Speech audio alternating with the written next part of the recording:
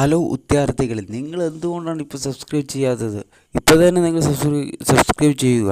എന്നാലേ നദികളെക്കുറിച്ച് 43ാമത്തെ നദിയായി.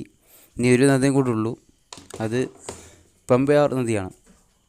ഇപ്പം ഞാൻ പറയാൻ പോകുന്ന നദി ഭവാനിപ്പുഴയാണ്. ഭവാനിപ്പുഴയുടെ നീളം 215 കിലോമീറ്ററാണ്. ഉൽപ്പാദനം ശിരൂപാണി ജില്ല പാലക്കാടുണ്ട്, കോയമ്പത്തൂരുണ്ട്.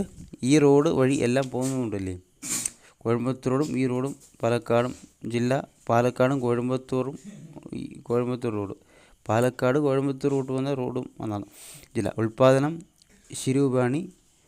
ഭവാനിപ്പുഴയുടെ നീളം 215 കിലോമീറ്ററാണ്.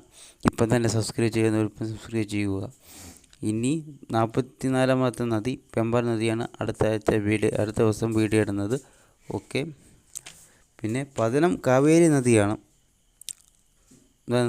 ഭവാനിപ്പുഴയുടെ. ഓക്കെ.